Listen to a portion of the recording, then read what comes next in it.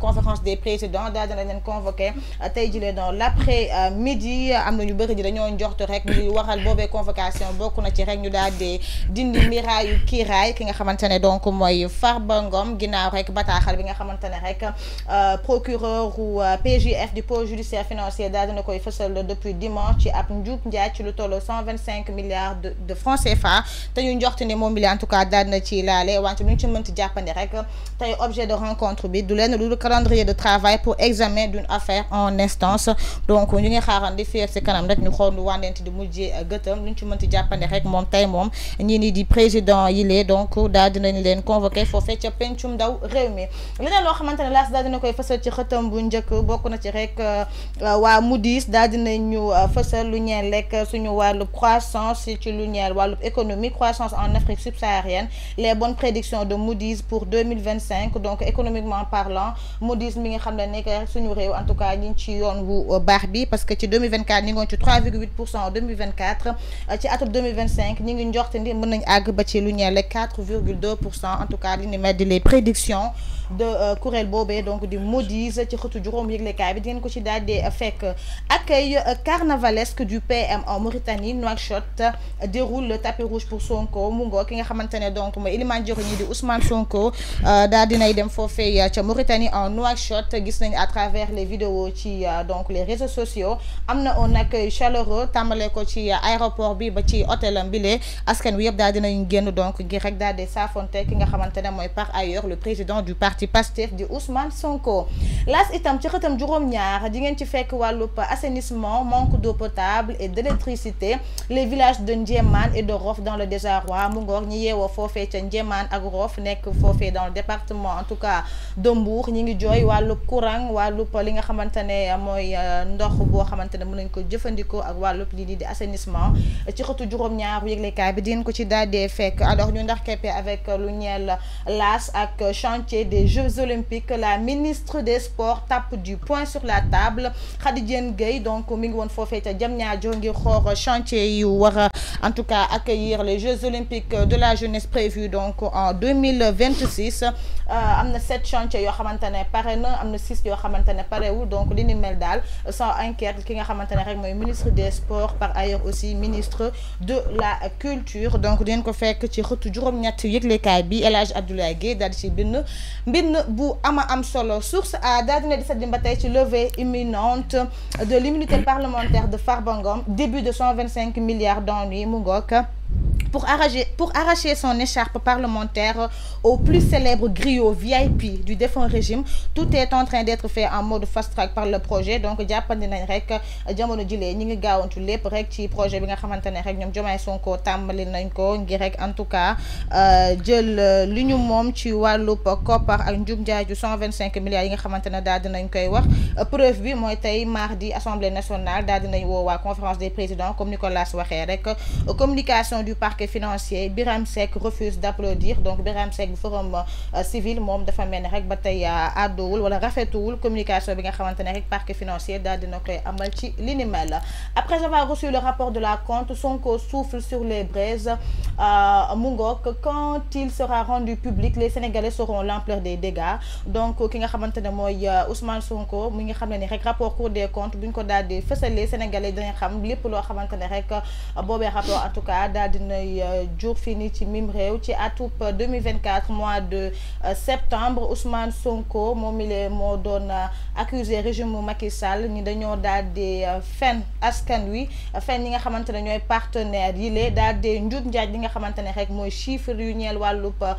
koom-koom alors que tout cela donc rien à voir avec la réalité bokkul ak ñoom ñi lee lu ñu daal di fekk ci bu ñu jëlee rek li nga xamante ne mooy réew mi l'ancien chef d'État son premier ministre et son ministre des finances et du budget devront expliquer au Sénégal pourquoi et comment ils ont pu plonger le pays dans ces situations donc Ousmane Sonko moom xam na leen ni rek président Macky Sall ak Elimane Diori bi fi nekkoon ak ki nga xamante ne mooy joriñ bi ñu dénkoon wàllu finance et du budget su ma juumul moom moo génn àdduna Abdoulaye Ndiaye donc moom nee na ñoom ñëpp dañoo war a expliquer sénégalais yi fan rek lañ dugal yooyee koppar ak naka lañ dugalee Sénégal ci guuta donc mu nekk ay kàddu kii nii donc di Ousmane Sonko ngeen mën ko fekk fekk ci xëtu juram bu yëglekaay bi de Source A. L'info yëglekaay yu Abdoulaye Ndiaye daal dina ñëw ci Sonko prévient de l'ampleur des dégâts ba tey mu ngoog rapport Cour des comptes cadre yi nga xamante ne Ousmane Sonko daal dina ko yëkkati ci li ni mel. Quand je l'ai dit pour la première fois les gens se sont agités mais ce rapport en dira beaucoup plus moom ba tey mi ngi avertir les Sénégalais rek ci dégâts yi nga xamante ne boobee rapport des cours de la Cour des comptes dina ko daal di jug ngeen mën ko fekk aussi ci yëglekaay bi di L'info aussi daal nañ ci descendre ci seen xët bu njëkk. ñu dem si beneen yëglekaay ginnaaw L'info alors Djibi ñu dem si beneen yëglekaay bu ñu noppee ci yëglekaay bi donc di L'info donc alors ñoo ci L'Indépendant rapport de la Cour des comptes Sonko enfonce l'ancien régime donc Sonko ba tey mi ngi enfoncé régime bi nga xamante ne moo fi daal di jugee. On a trouvé le pays dans une situation catastrophique quand je l'ai dit pour la première fois les gens se sont agités mais ce rapport en dira beaucoup plus donc mooy li ma wax tout à l'heure rek et ses partisans par rapport à la gestion des deniers publics donc mi ngi nii di ngeen ko fekk aussi ci yëglekaay bile. Moustapha Diop attrait en justice escroquerie sur 700 millions mu ngoog maire bile di Moustapha Diop la ñu daal di tuuma ni dafa escroquer nju njaaj ci lu tolloog juróom-ñaari téeméer ci ay millions moom mi en tout cas daal dinay wedd yooyu accusation di ngeen ko fekk aussi ci xëtu ñaar yëglekaay bile di L'Indépendant. Les Échos levée de l'immunité parlementaire de Farba Ngom. L'Assemblée enclenche la procédure. Le bureau convoqué à 16h pour information. La conférence des présidents à 17h pour le calendrier de travail. Donc comme nous l'avons tout à l'heure. Rapport du comité technique sur la gestion du foncier. Sonko demande l'annulation de plusieurs lotissements. Donc tu le rapport comité technique ci anam yi nga xamantene rek mom lañu gérer walu souf bi fini ci mim rew Sonko dal dinay demander ñu annuler yu bari en tout cas ci ay lotissement bokku na ci Eogène et Eogène extension les attributions entre l'océan et la VDN daal dinañ koy annuler les attributions du PUD et de la nouvelle ville de Thiès également annulées loolu yëpp ci bëbatu wala ci ndigalu ki nga xamantene mooy Elimane Diorigne bi di Ousmane Sonko. Réaménagement du PUD de Yeumbeul Malika Tivaouane Peulh objet de litige en prenant en compte les demandes justifiées des collectifs mu ngoog. Affaire West African Energy l'ESPER a déposé ses conclusions sur la gestion de Samuel Sarr. Les avocats ont 3 jours pour faire leurs observations mu ngoog donc dina teg ci yëglekaay bi di Les Échos yëglekaay. Alors beneen yëglekaay la ñu daal di tabb di Libération desandi na ci affaire Farba Ngom révélation sur le rapport de la CENTIF donc daal dinañ fësal li nga xamante ne rek rapport CENTIF bi moom la daal di fësal plus de 8 déclarations d'opérations suspectes reçues des banques au cours de l'enquête de la CENTIF donc bokk na ci juróom-ñetti déclaration yoo xamante ne rek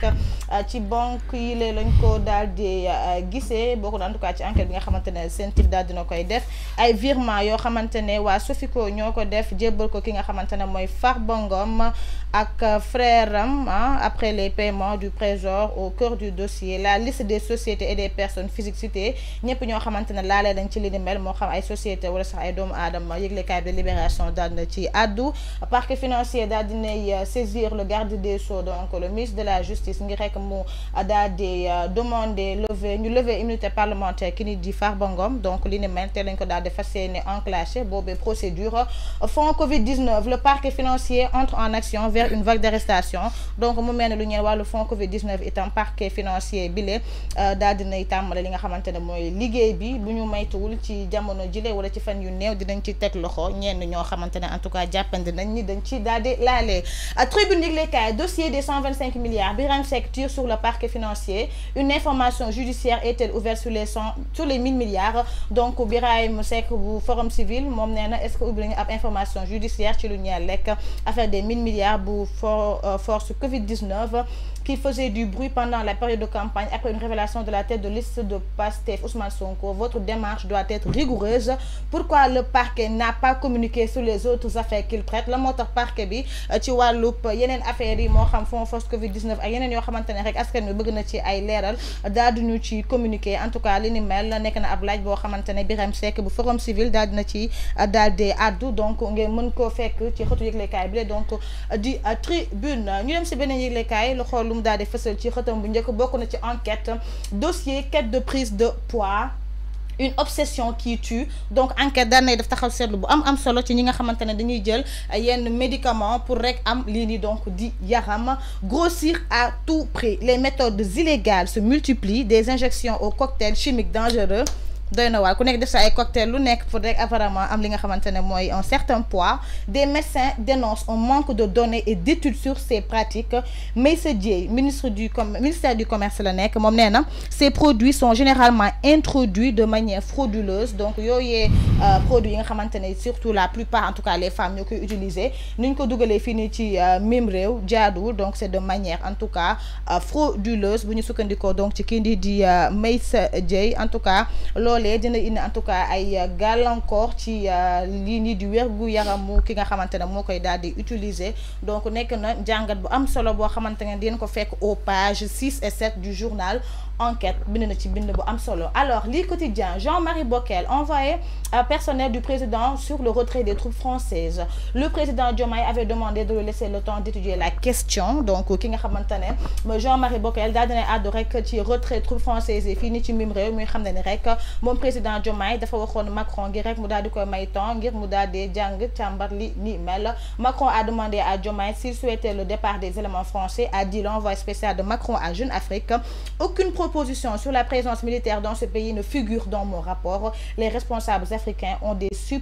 susceptibilité légitime donc mu nekk ay kàddu ki nga xamante ne mooy Jean-Marie Bockel di ngeen ko fekk aussi ci yëglekaay bi le di li quotidien. Alors ñu dem si benn yëglekaay nous on termine avec la page sportive record Premier League Chelsea ak Bournemouth à 19h30 Jackson en quête donc d'un 10e Coupe de France. Yevan fait face à Lamine. Coupe de France 16e de finale un alléchant Marseille-Lille à 20h10 Khady Diène Gaye daal dinay def bilan ci li nga xamante ne rek mooy site yu mu visité démb foofee ca Diamniadio. Elle en fait donc un bilan, elle dresse un bilan donc mitigé. ñu ndax keppee ak Tribune Sport Zarko ginnaaw ndamam ci kaw Gris Bordeaux. Alors doomu Grand Yoff bi li nga xamante ne daan na doomu Fass bi le nen je n'écarte aucun ténor donc jamono jile képp koo xamante ne ténor nga te bëgg nga bëre ak Zarko moom il est prêt en tout cas ngir rek daal di léewtoo ak yow. Après le départ de Sadio Mané, Liverpool s'attaque à El Hadji Malick Diouf